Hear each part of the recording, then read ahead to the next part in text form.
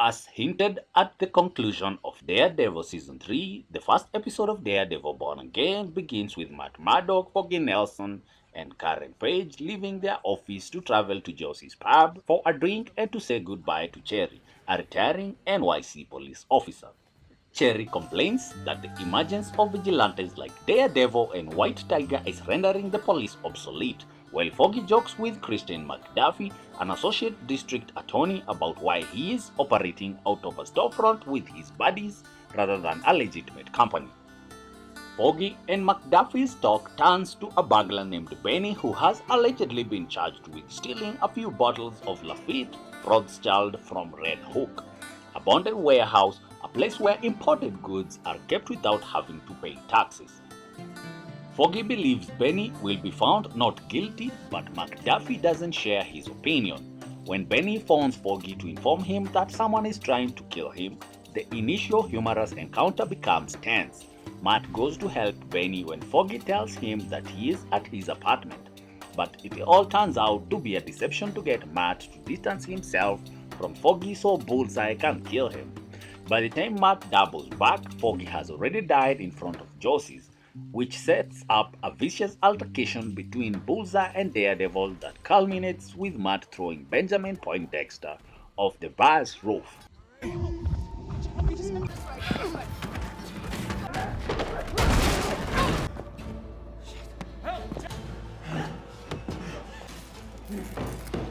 gonna be right here. They're gonna be here any minute, okay?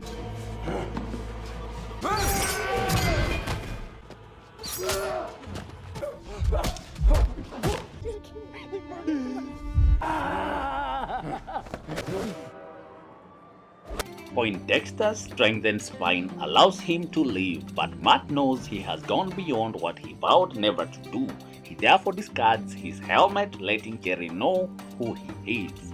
As Matt heads to his workplace a year after that tragic event, the story of Daredevil Born Again advances. He has ceased his vigilante work. He partnered with McDuffie, who was already intending to work for a legitimate business following a time as an assistant district attorney, and the two appear to get along well. After hearing Matt's account of what happened that fateful night, the court convicts the homicidal supervillain to life in jail without the possibility of release. Matt then proceeds to Poindexter's hearing.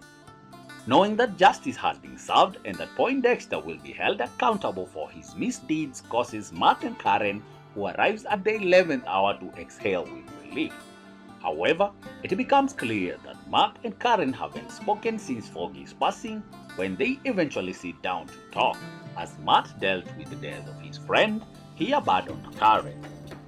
Following that, Karen also abandoned Matt to cope with the death of her friend and the fact that, of all people, Matt was not responding to her. One of the helmet's horns, which now represent all Matt lost that night, is given to him by Karen as she departs from him once more. The encounter between Vanessa Mariana Fisk and the five families, the gangs that eventually control New York City, is attended by Wilson Fisk. Vanessa had stated in Daredevil 3 that she wanted to join Wilson's criminal world, but Wilson most likely didn't want her to get her hands dirty since he believed she was too innocent for this profession. Shattered. We could be to step away in anything I and be no gray area. Fisk left to mend his bond with Maya Lopez, his estranged adopted niece. Because of this, Vanessa took the throne and dealt with the gang leaders alone.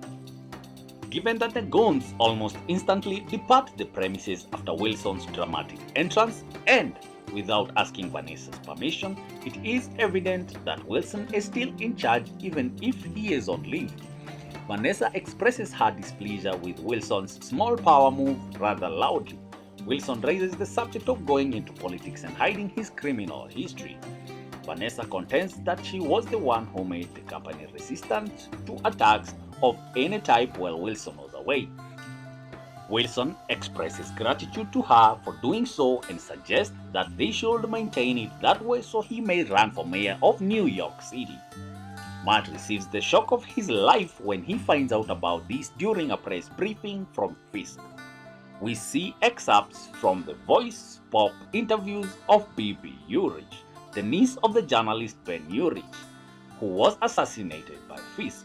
In these interviews, New Yorkers discuss a variety of topics, including Fisk's choice to become mayor and the status of justice and crime.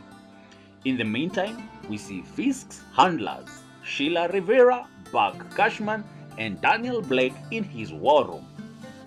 They are debating how to guarantee Fisk's victory, with Blake wooing him to a level never before possible. Matt hears what the community has to say about Fisk maybe becoming mayor as he makes his way to a coffee shop appointment that McDuffie has lined up with a prospective consumer named Heather Glenn. He's astounded to learn that so many people are eager to cast ballots for him. This unfavorable attitude briefly permeates his encounter with Glenn, particularly after he finds out that McDuffie has tricked both of them into going on a date. Your hours suck, and you are I apologize. Can still hear the effort. meetings late. Yeah, only 4. And how did it go? You need this. It's time. Naturally, Matt regains his composure and strikes up a charming discussion with Glenn, who happens to be a therapist. Returning to his office, he gives McDuffie a light-hearted scolding before asking her for Glenn's number. Cherry is presently Matt's personal investigator, thus, even though he retired from the police force, he is still involved in solving crimes. Cherry hasn't discovered anything that isn't previously known to the public, and it appears that Matt assigned him the duty of researching Fisk's hidden agenda for seeking mayor candidacy. Since he has run out of options, Matt just agrees that the people of New York deserve him to be their mayor if that is their true desire. Cherry takes Matt up on his apparent newfound pessimism right away. Matt is unaffected by that as he only wants to perform his job and doesn't want to interact with Fisk ever again. Matt, however, can't help but meet Fisk after hearing his scheme to get rid NYC of vigilantes by any means necessary. They first met in Daredevil Season 3 when Matt dyed the walls crimson with Fisk's blood, informed him who he is, and advised him to avoid his pals. Their dinner talk is most likely meant to evoke the famous scene from Heat. However, it turns out to be a summary of everything the characters have done so far in this episode and in previous ones, with a few threads thrown in such as that Fisk would teach Matt a lesson if he disobeys, and that Matt will receive the same punishment from Fisk if he dons his costume once again. The only significant detail here is that Fisk tells Matt he had nothing to do with Foggy's death, which is obviously difficult to accept. When Matt returns after another date with Glenn at the conclusion of Daredevil Born Again Episode 1, he finds out that Fisk has been elected mayor. The scene switches to Fisk's workplace where everyone is rejoicing at the happy event. Vanessa is the only one who isn't publicly thrilled. Following Vanessa to the roof, Fisk and Vanessa have an unexpected discussion on Vanessa's adultery. Indeed, Vanessa not only handled the business while Fisk was away, but she also had an affair with a man named Adam. Vanessa is somewhat surprised that Fisk knows that, but she isn't totally astounded since, well, it's Fisk, he knows everything. Nevertheless, Vanessa reveals that she has affection for Adam by pleading with Fisk to spare his life right now. Fisk asserts that he has changed as a person. Since Fisk doesn't state clearly that he will not or won't murder Adam, that is meaningless though. Even if he had stated his intention with that individual, it would have been meaningless since it's like all other dishonest criminals worldwide, his deeds, not his empty words, are what matters. Matt returns to the street after leaving Glenn off at home to process the news that Fisk now controls the city.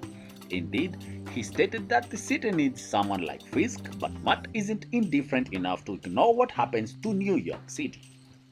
Matt is obligated to prevent the city from devolving into complete chaos, much like Fisk is obligated to do something shady in his role as mayor.